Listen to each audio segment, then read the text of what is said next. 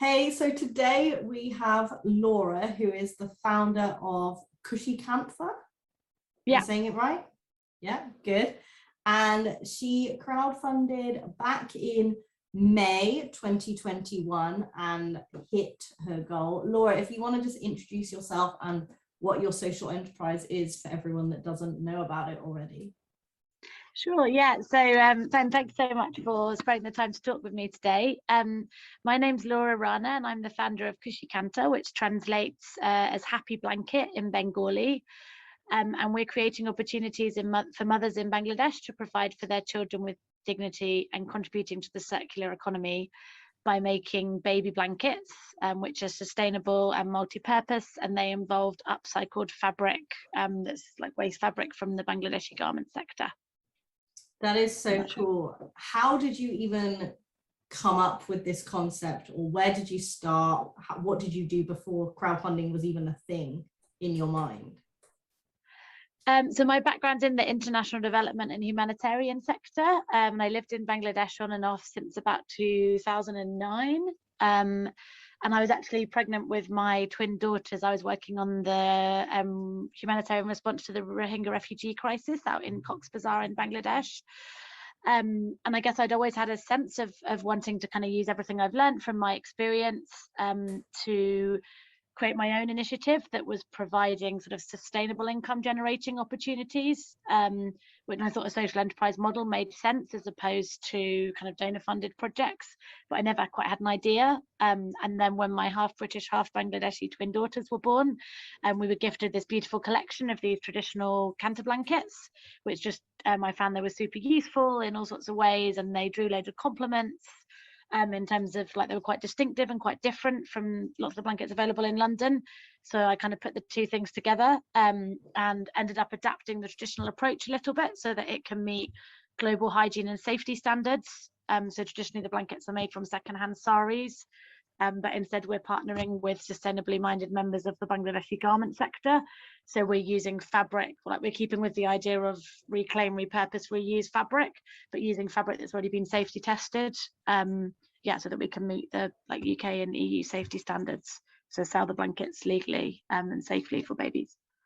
That's awesome. Like you always knew you wanted to do something, but then suddenly it just came like that for you. Yeah, so various factors sort of came together, I think. So yeah. That is so great. And then why did crowdfunding come up as an opportunity and an option for you to take? So I guess when COVID hit, like the rest of the world, my plans had to change. So I was all set to head out to Bangladesh to introduce my daughters to their family over there and set everything up. I realized that wasn't going to be able to happen, and increasingly realized that wasn't going to be able to happen anytime soon. But I wanted to keep going. But I was really conscious of wanting to test the market, particularly in terms of not wanting to like make all these promises to the mothers I was going to partner with in Bangladesh, and then if we found nobody actually wanted to buy the blankets, then yeah, obviously I'd kind of motivated people and stuff wouldn't be able to deliver on that. But I think also obviously from my own kind of personal financial situation, I'd invested a little bit to get started, but couldn't sort of fund the first collection myself. And when I heard about crowdfunding, a load of people, the general message I got was like, the money is almost kind of the least of it. It's all about, testing your idea, communicating with people, like building up a kind of a network of people that are rooting for you, practicing sharing your story, creating loads of got like all the things that you need to do to sort of set up and kind of launch a social enterprise. It sort of forced you to do all of those things, and you hopefully got some money at the same time. So it kind of ticked all the boxes, really. That's cool. And then obviously you mentioned crowdfunding gave you a lot of things, or it was promised to give you a lot of things as well as the money. Were there any bits of that you actually found really hard? Yeah, I guess just generally sort of putting myself out there. I think one, like I had to make a video which involved speaking to camera, which I was super awkward about. And then I guess I've always found kind of networking like a little bit cringy, of sort of like, this is me, oh my God, like I'm doing this really cool thing, please support me. But I think because it was something I was so passionate about, and I was really clear that I didn't have much of a clue what I was doing, and still don't, you know, I was a bit like, I really want to speak to you because I need this particular form of support, and people kind of seem to be quite inspired. It sort of felt a lot more natural and sort of less awkward. And also, I guess, in terms of kind of the plan, like everybody says, you know, map your network and obviously different types of network, and then sort of hit up everybody, you know. Some of the stuff like that I'd planned to do, when it actually came to running the campaign, I didn't end up doing as much of the kind of, almost like, maybe spamming's the wrong word, but sort of spamming everyone I'd ever met, because it didn't feel that natural. And luckily I didn't end up needing to do that because some of the other strategies were more successful. So I kind of went out of my comfort zone, but not so far that I was just like, oh my God, I can't handle this sort of thing. That makes sense. I think that's a really good point to make when you are stepping out of your comfort zone, to not jump in too deep and then just get overwhelmed and stop. So push yourself in some areas and maybe not so much in others. I also like what you said about how it wasn't so cringy, because the way that you would be coming across would have been super genuine because you were being super genuine about it. Whereas I can imagine if you're networking for a business or something that's not yours, or something you're not so passionate about at one of these events, then it can come off a lot more cringy. So you definitely had that working in your favor, right? Hopefully it counteracted a little bit. I mean, I've never been the most verbally articulate person, but obviously I'm not often getting more than like an hour or two sleep in a row with like two young twins. So sort of ability to string a sentence together, I guess that was really hard in terms of needing to be really short and sharp and snappy and get the message across. I kind of forced me to do that. I'm not sure how successfully I did it. As you can tell, I'm a bit of a waffler, but that was definitely a bit that I found really hard, but again, was particularly useful in terms of crystallizing the messaging and giving you an opportunity, I guess, to test out different ways of communicating what you're trying to do and why, and sort of seeing which resonated. Yeah. And then are there any bits that you found like easy? Maybe you've done them before, or you just were a natural at them? I think everybody said it's going to be like the most intense, like crazy month, and you're going to be absolutely exhausted and like not be able to see straight. I'm not saying I found that easy, but I think because I've been trying to work on this alongside paid work and having like baby twins, I'm kind of used to operating 24/7. So actually, because I knew that this month of like intensity was coming, I sort of cleared my calendar a bit of other things. So I actually, not that I found that a bit easy, but it was kind of less intense than I thought, because it was just like, this is like my life anyway, sort of thing. I was going to say, it was quite nice, you know. How did you find this in comparison to having twins, and how did you find having two baby twins affecting your ability to do your crowdfunding?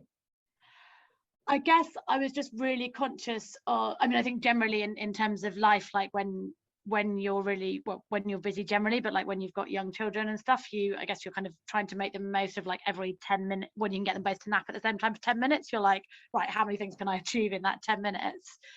And so the whole thing about being really organized and like mapping your network and planning your content and all that kind of thing, I've maybe done it, not saying I've like done it perfectly, but I put loads of time and effort into that. So then when it came to the actual campaign, because I knew it was obviously time sensitive, that I had to do certain things at certain times, which I couldn't always do because I had my hands full with two babies, then yeah, I guess I just maybe put particular emphasis on the whole organization thing. So when it actually came, I could go a little bit bang, bang, bang, but then also obviously you have to respond to like the evolving situation.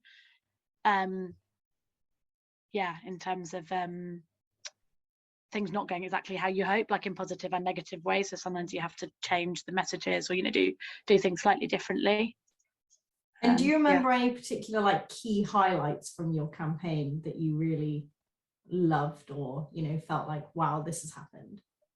So I think the most useful thing I remember when I had the first session with you, that you'd one thing you said about the soft launch. So you have like the official launch that I'd chosen International Mother Earth Day, because obviously, like my thing's all about mothers to mothers and the environment. That was kind of 9 a.m. on a Thursday or something. And then you said actually sort of secretly launch it the day before. So then when people you don't know come and click on the page, it's not a zero.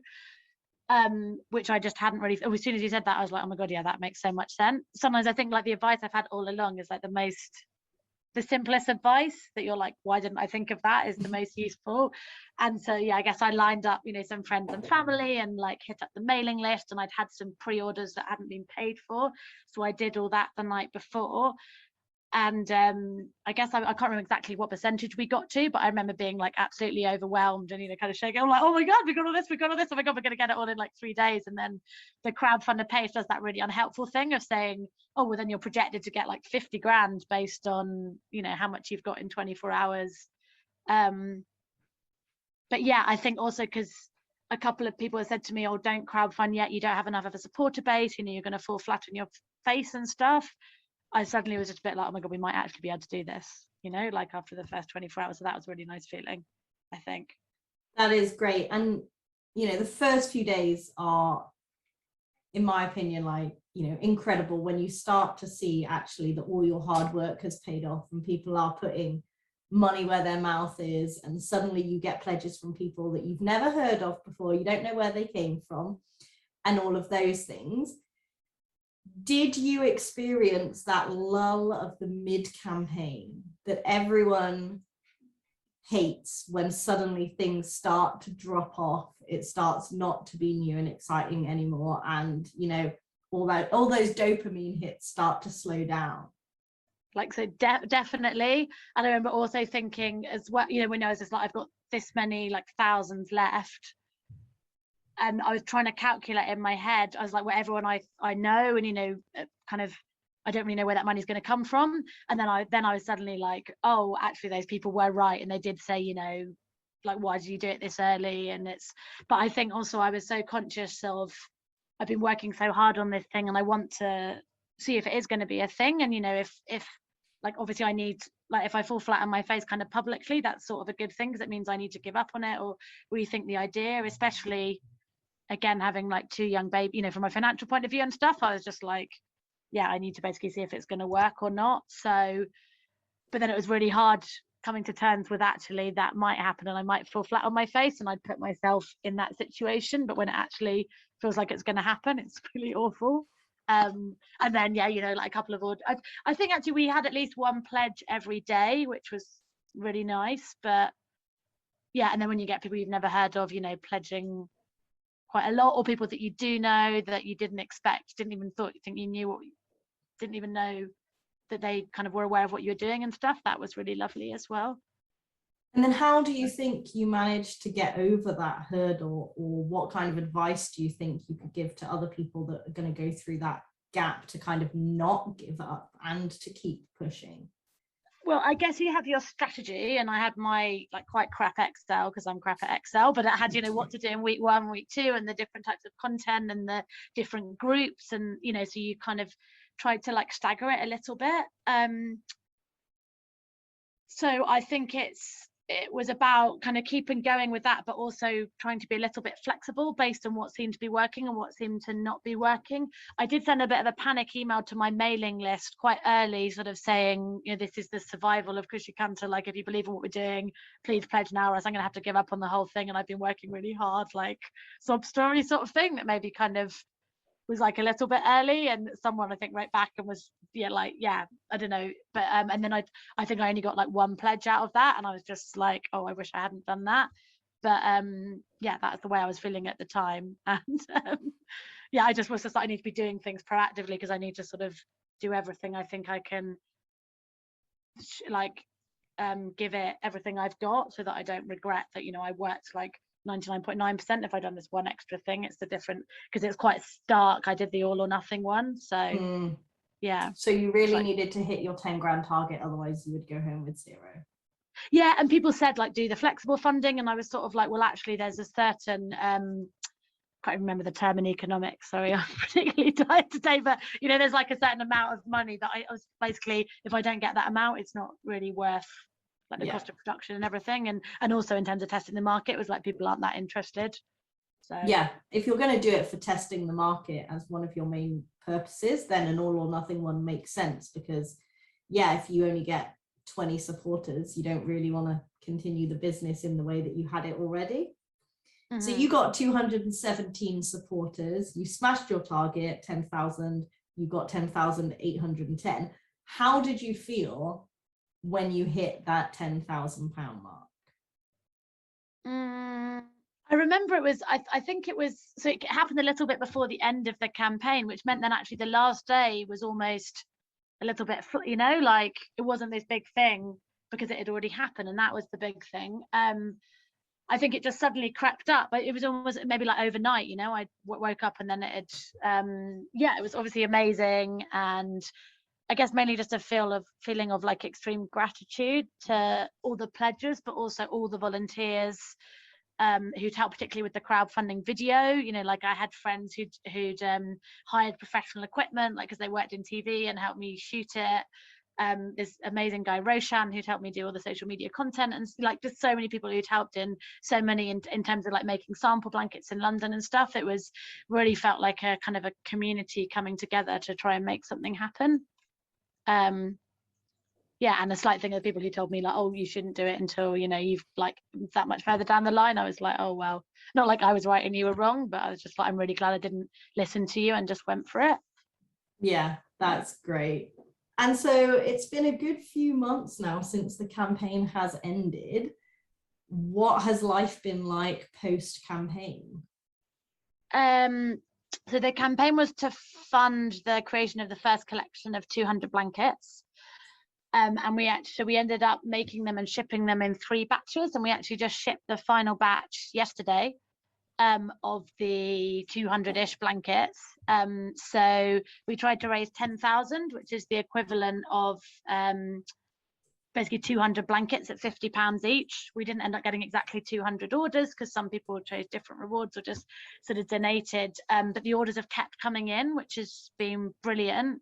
Now I've got like a bit on my website of pre-orders, so that's been really cool to see that people are still, you know, it kind of really functioned as a catalyst in terms of, I guess, original pledges, but also, yeah, kind of other people on the mailing list. And, you know, I did a bit of PR, and all the stuff that I had to do as part of the campaign kind of helped to spread the word. And we've also had some repeat purchases, which has been really cool. So people like who ordered one in the first batch, and actually somebody who received one as a gift in the first batch, then within 24 hours had placed an order for a gift for somebody else. And, you know, oh, nice. I didn't recognize either of the names. So I was like, you know, that's really cool. I think the crowdfunding update function is just kind of another touch point to sort of check in with people and say thanks again for your support. I had quite a lot of tangible things that I could say of all the challenges we've been overcoming and all the kind of stuff we've been doing. And then sometimes we then got like more orders through that, which was really cool, you know, as well as kind of the mailing list and social media. And you know that it's people who are kind of invested in what you're trying to do and sort of behind you. So that was really nice. Yeah, and the last batch, so the batch we just shipped on Sundays included some blankets that haven't been pre-sold. So now we're going to try and like think about various different marketing channels, both in person and online for those. Because basically we need to keep getting the orders, right? So we're trying to kind of build up the customer base. So yeah.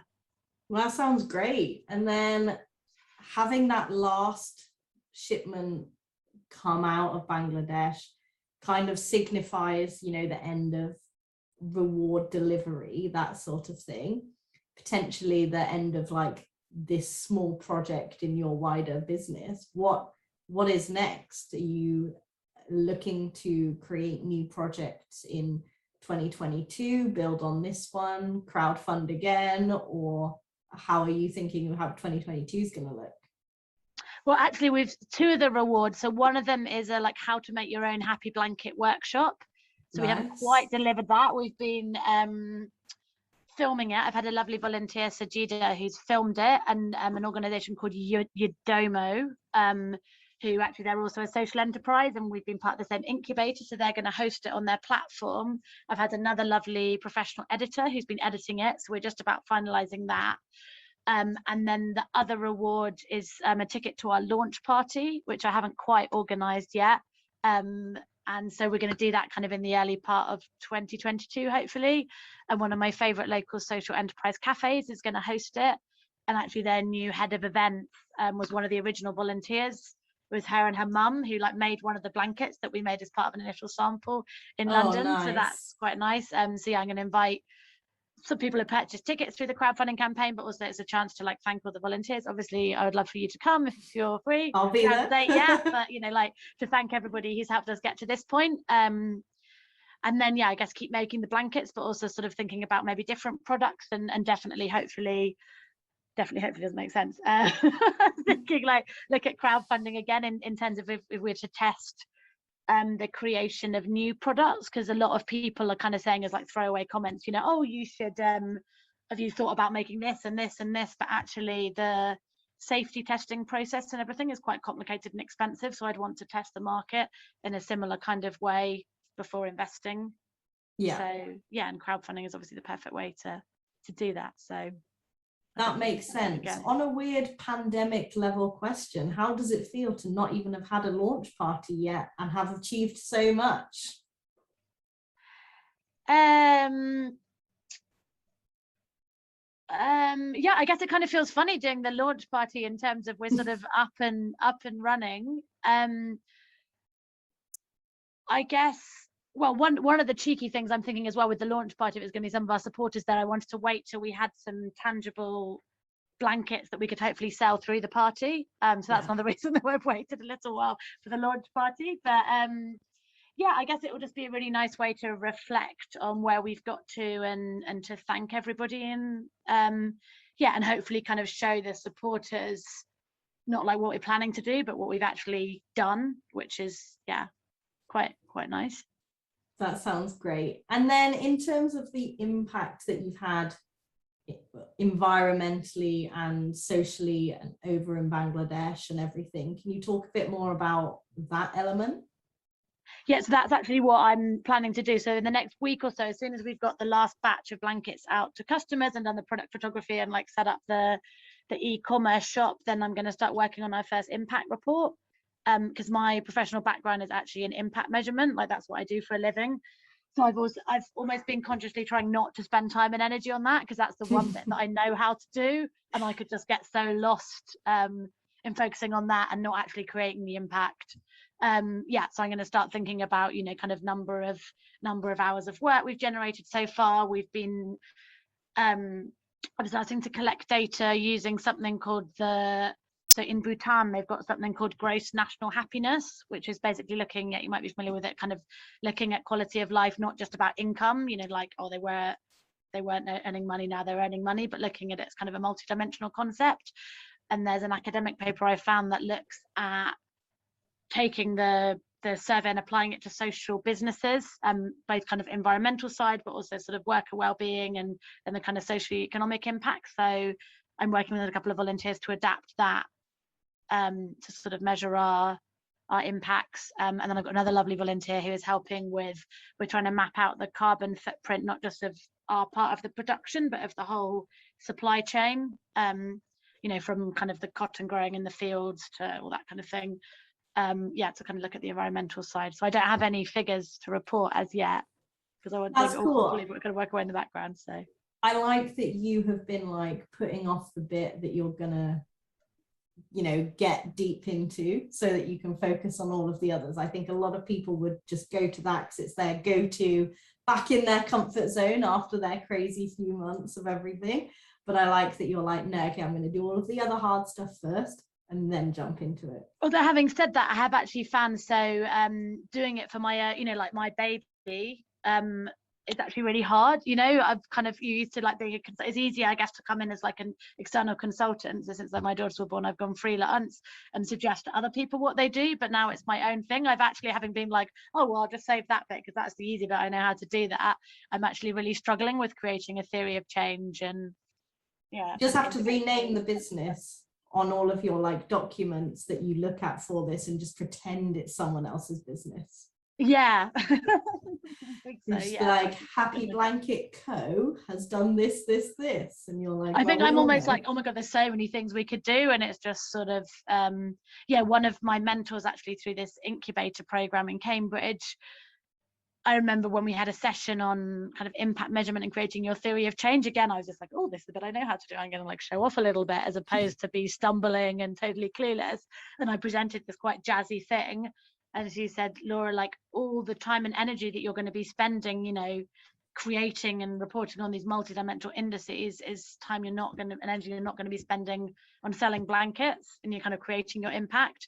And like, actually, these aren't kind of institutional donors that want to see this really detailed stuff. With customers, it's like it's kind of, they want to see more of a snapshot of kind of a positive story and some like evidence behind it. But I guess it's that thing again of like with the crowdfunding, right, with the video and the page and stuff, communicating things powerfully but in a succinct way, which is something I struggle with. Yeah. Especially organizations that are so used to having the institutional funders, you know, sometimes I look at their documents they send over to me and I'm just like no everyday person wants to know all of this information. You've just got to pick out those key points and make it as relatable as possible to the everyday person. But then obviously when you go for that type of funding, go that way. When you go for this type of funding, go that way. Yeah, but and it's again, I guess with the crowdfunding thing is so useful to help you to start thinking about like pitch, you know, when you kind of do your network mapping and how you communicate a similar message differently to different types of audiences, which is, yeah, again, really useful for everything you need to do with like the business. Yeah, more broadly. So if you gave like 3 tips to someone that, let's say, was in your position, you know, a couple of months before they're going to launch their campaign, given that you've already been through all of the hard work, what would your top 3 tips be to that person?